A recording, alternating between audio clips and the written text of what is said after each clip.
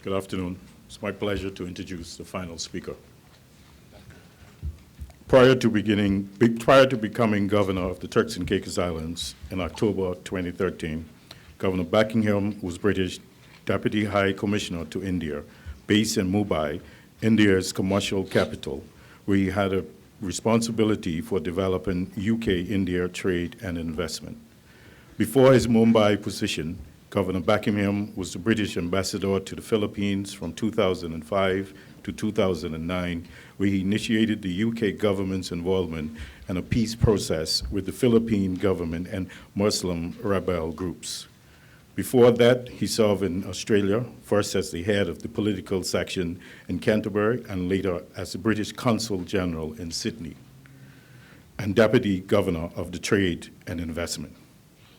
Additionally, he worked in New York as the Director of the British Information Services and in Sweden as the head of the commercial sector in Stockholm, along with holding multiple positions of importance in London. Governor Beckingham was awarded a Newfield Scholarship to teach in Zambia before studying at Selwyn College in Cambridge, where he won an award to visit Israel. Currently, Governor Beckingham is married to Jill, a teacher of social needs, and they have 2 daughters who are now adults. His outside interests involve cricket, golf, and running. It is my pleasure to introduce His Excellency the Governor, Peter Beckingham.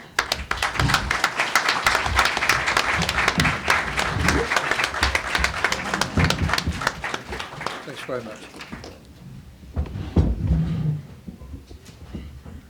Good morning, ladies and gentlemen. Minister of Health, Leader of the Opposition, Police Commissioner, Dr. Powell, the CEO of Fortis, and all of you here. Thank you very much for the invitation to attend this event. You kept me from visiting another Caribbean city. I was tempted, because I was in Nassau this morning, to hop on a flight to Havana, but Mr. Powell persuaded me that the audience was so big and important that, of course, I should return. So, and you're absolutely right, and thank you very much for inviting me. Although I have to say, I think I've been given the short straw. It's my fault because I said I would be late, but I think speaking after Dr. Mills, unfortunately I didn't hear the first speaker, but I would like to have done, because I was involved at one time in a career which the person who introduced me thankfully didn't mention, but I was involved in recording spoken word records, including one by a Jamaican poet who we can talk about afterwards. I have to say I didn't read a lot of his poetry, to be honest. But Dr. Mills has, I think, stolen a few of my words, to say the very least. So we'll see how we go. What I'd like to do is to say a little bit at the suggestion of Mr. Powell about some of my overseas experiences, because he felt that might be of some interest to you. So to start with, I'm going to say a few words about 1 or 2 educational projects that I was a little involved with and saw in India, and then I'll come on to trying to give a few suggestions, for want of a better word, not advice, just suggestions about education and TCI.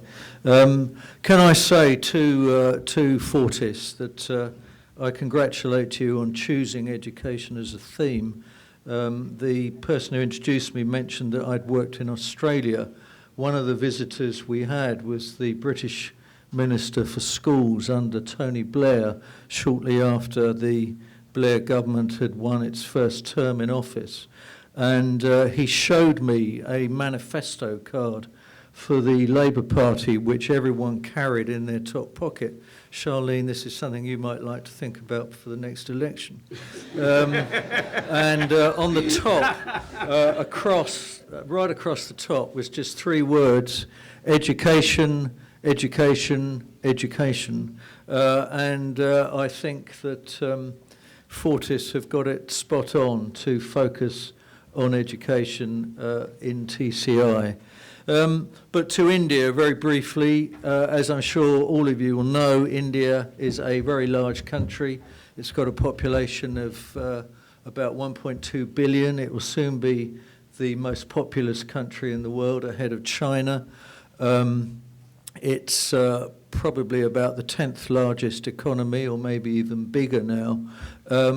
But still, despite its growth rates, which are very, very high, they were a few years ago up to 10% a year, it has a lot of unemployment and a lot of poverty. Over half that population, so that's over 500 million people, those who are working earn less than $2 a day. That's their income per day. The average for that half of the working population is probably about $1.25 a day, so it's tiny. And put more graphically, about the same number of people, and probably rather more, do not have the use of a private or even a public toilet. They simply have to go to fields in the morning or in the evenings, or if you're in a slum, out into side roads. It's a pretty grim place still in many ways, although it is emerging very rapidly. Despite that poverty, education, quite extraordinarily, does manage to achieve a great deal, and millions of Indians are coming out of technical colleges, universities, high schools with qualifications to work. And Indian industry is now hugely successful.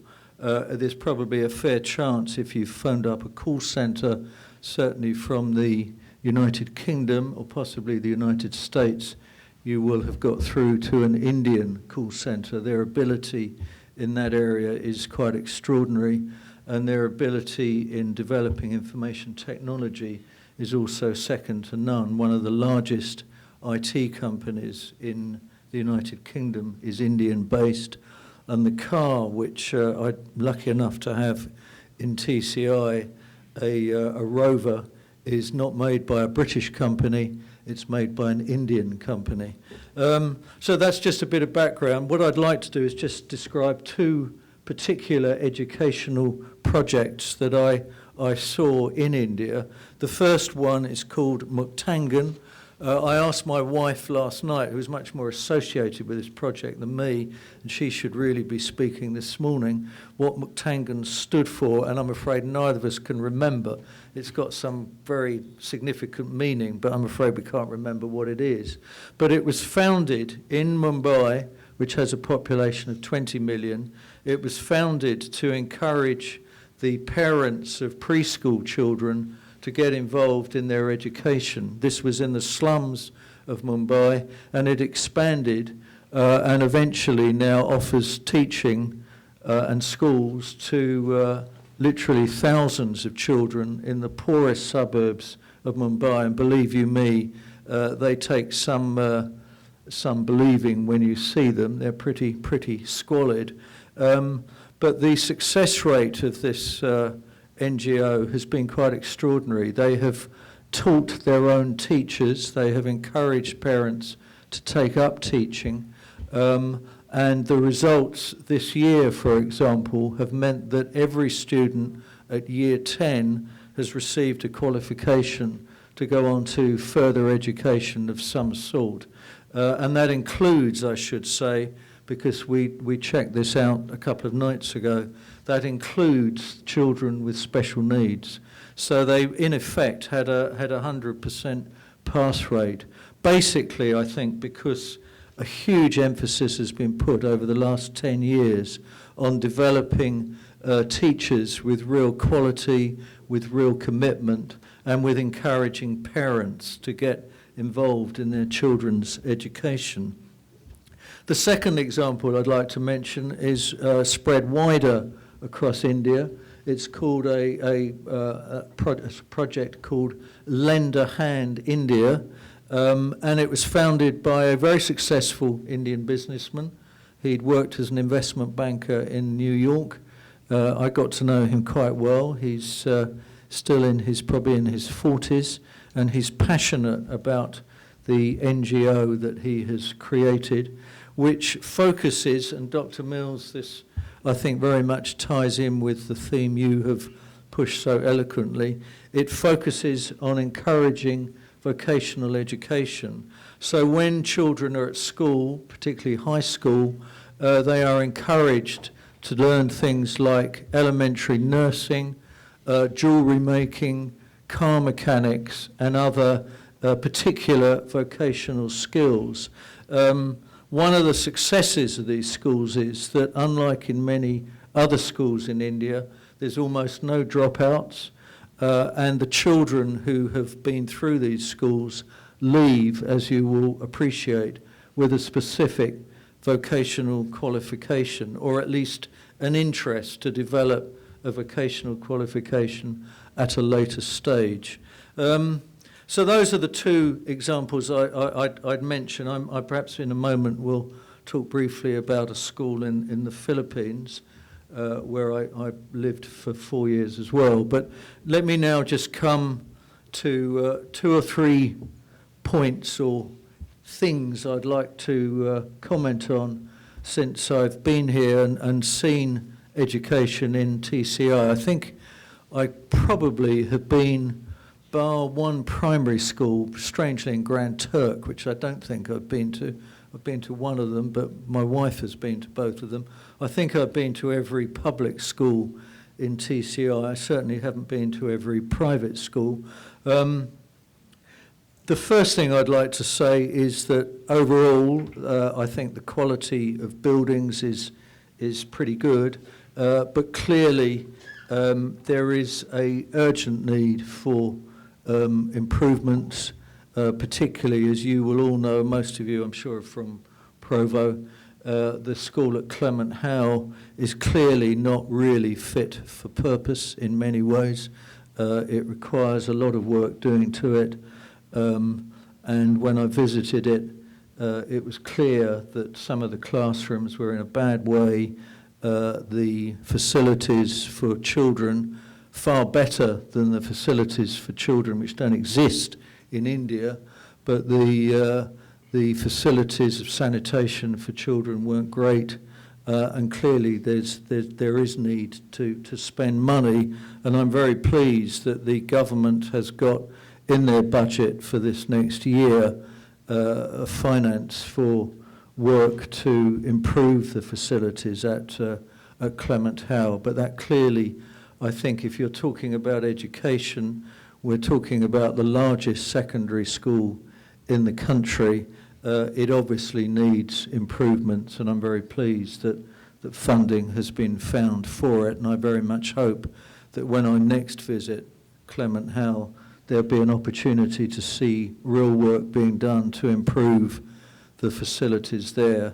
Second, I would like to emphasise the importance, I believe, I've seen it personally, I've seen it in India, I've seen it in other countries, the huge importance of a real commitment from both parents and teachers to their children. It's glaringly obvious, but I do think it's worth just repeating and reminding people that unless parents show an interest in their children's education, unless they're prepared to spend time working with them with their homework, encouraging recreational activities to keep fit, encouraging extracurricular activities, then those children are not going to have the education that that they deserve. And similarly, clearly the commitment of teachers to their classrooms, to their children, is absolutely paramount as well. The impression I've got is that teachers here are committed and motivated, but it's impossible to emphasise that too much. The facilities in the family islands of Turks and Caicos, leaving aside Providenciales, are such that children as my wife pointed this out to me the other day, have a real opportunity to be, I think the way she put it was not distracted in the way that a child growing up in an inner city in London or possibly even in Provo can be distracted.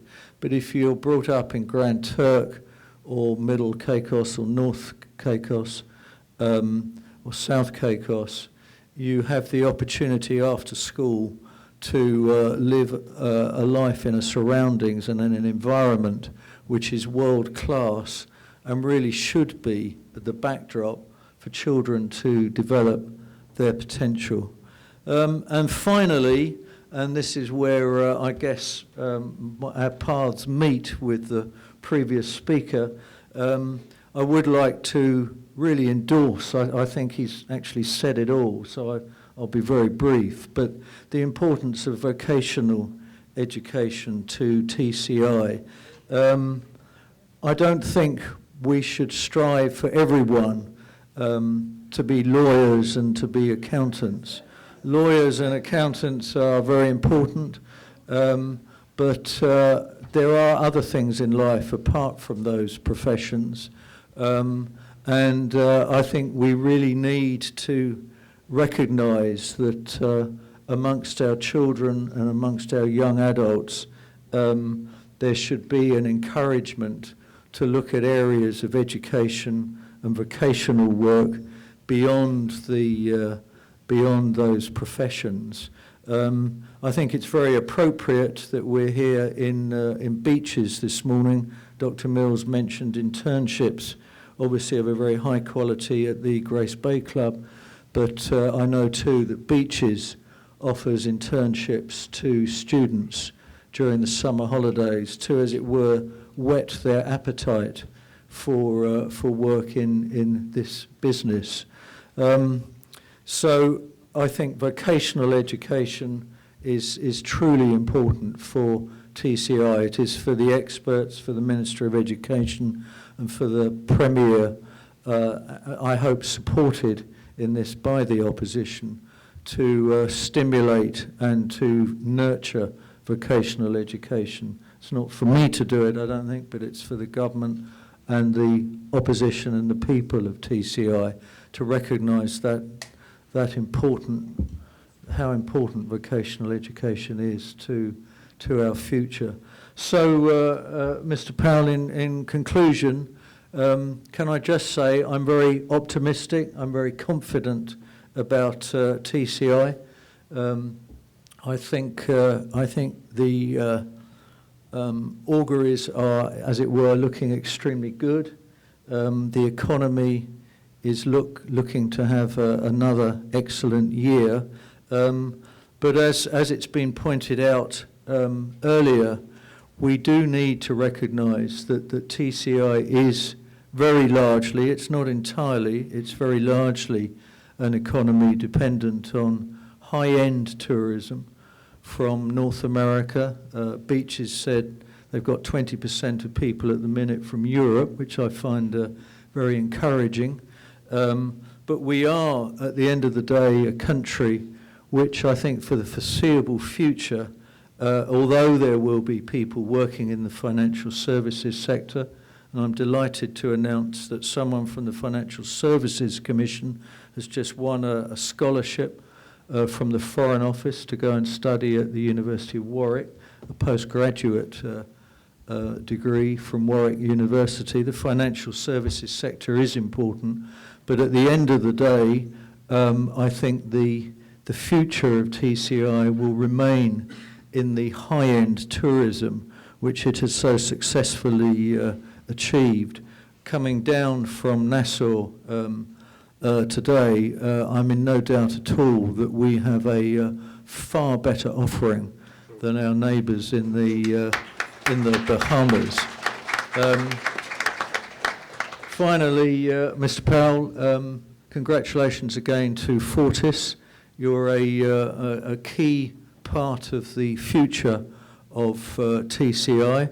If I may be permitted to say, I hope that we will be able to work together. The Energy Commissioner is there listening, so I hope that we will be able to work together to, for the future of TCI, look to a future where there will be at least some component of alternative energy.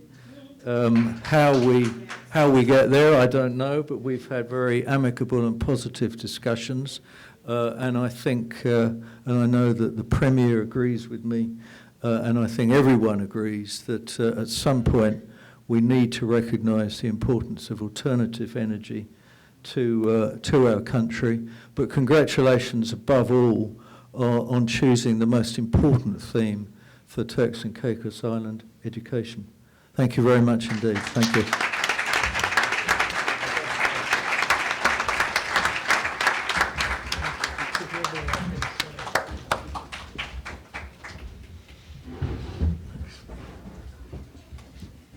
Thank you, Your Excellency, Governor Beckingham. It was wonderful for you to share your global experience with us here today.